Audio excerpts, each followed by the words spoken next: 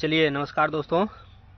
आज हम लोग कक्षा 10 के समाज अध्ययन इतिहास को लेकर चलते हैं।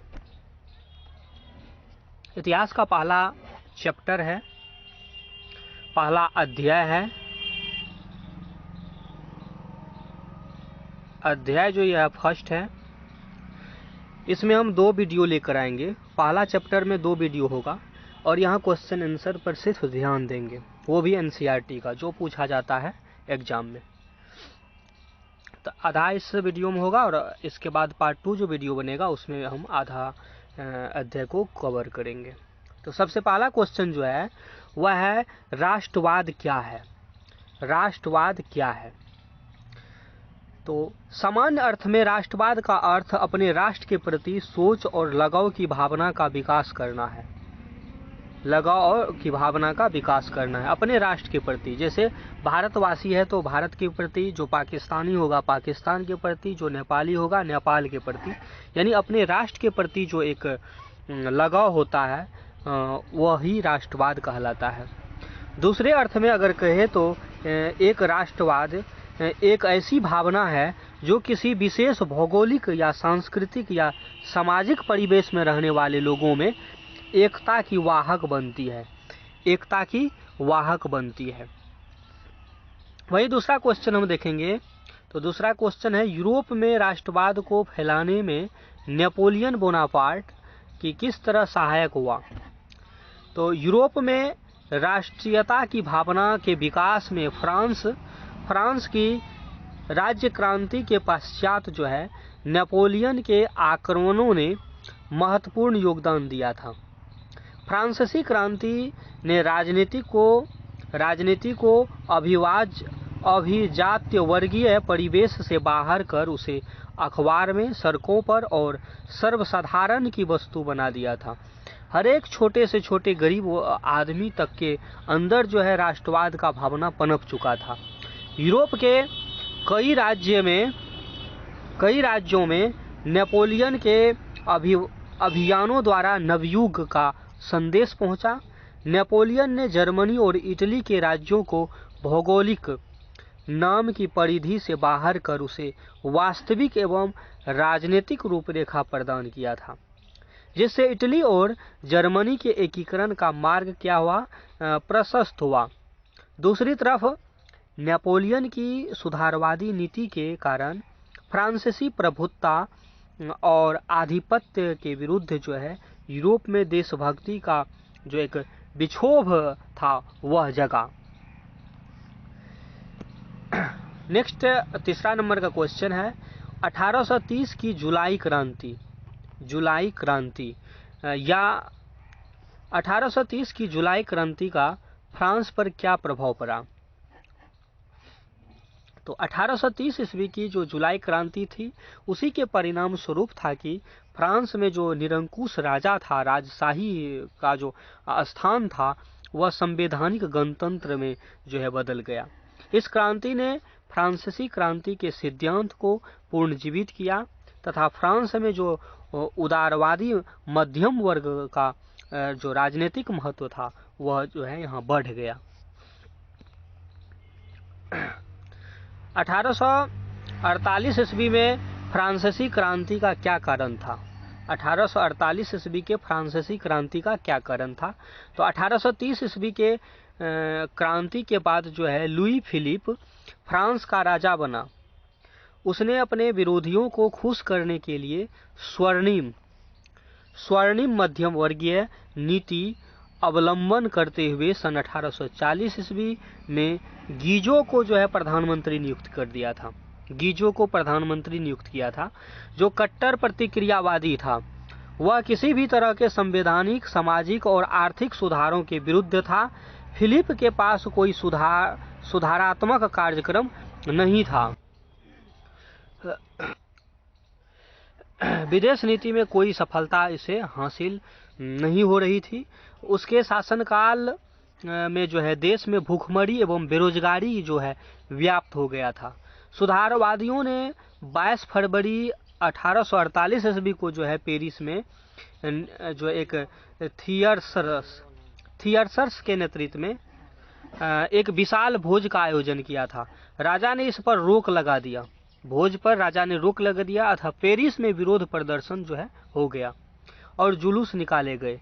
इस पर पुलिस ने गोली चला दी जिसमें अनेक लोग जो है मारे गए। अतः दमनकारी नीति अपनाए जाने के कारण जो 1848 की जो क्रांति प्रारंभ हो गई थी।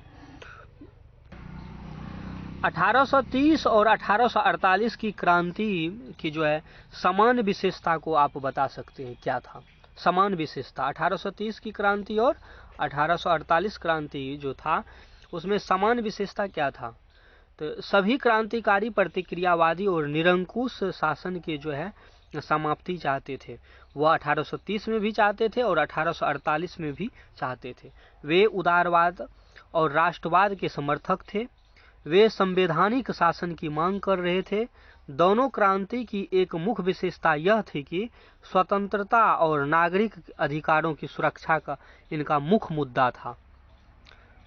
नेक्स्ट स्लाइड पर हम देखते हैं, क्वेश्चन है कि बिस्मार्क के कार्य की चर्चा करें। बिस्मार्क की कार्य की चर्चा करें। तो बिस्मार्क की कार्य जो है काफी महत्वपूर्ण था जर्मनी के एकीकरण में। वह एक विख्यात राष्ट्रवादी और कूटनीतिज्ञ भी थे। फ्रैंकफर्ट संसद में उसने भाग लिया था। वे रूस और फ्रांस में राजदूत भी रहे थे।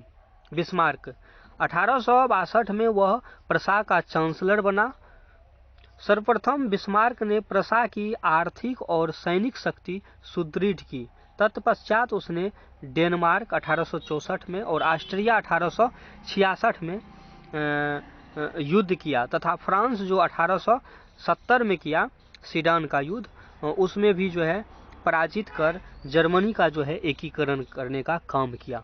तो बिस्मार्क ने जर्मनी के एकीकरण में बहुत महत्वपूर्ण अपना जो है योगदान दिया था। नेक्स्ट है लौह एवं रक्त की नीति क्या था? लौह एवं रक्त की नीति क्या थी?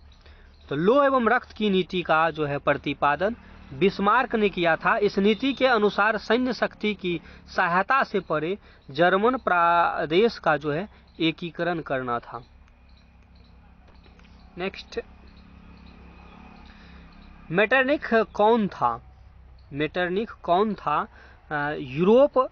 यूरोपीय इतिहास में वह क्यों विख्यात हुआ? तो मेटरनिख ऑस्ट्रिया का जो है चांसलर था। वह एक घोर प्रतिक्रियावादी, क्रांति का संदेश का जो है कट्टर विरोधी व पुरातन व्यवस्था अपनाए या बनाए रखने का जो है समर्थक था।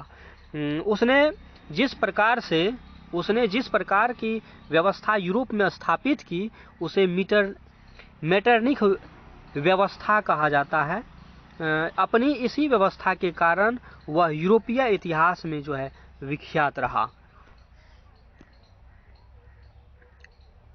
अगला क्वेश्चन है मेटरनिख युग क्या है? मेटरनिख युग क्या है? तो मेटरनिख ऑस्ट्रिया का चांसलर था, ये पहले हम बताए।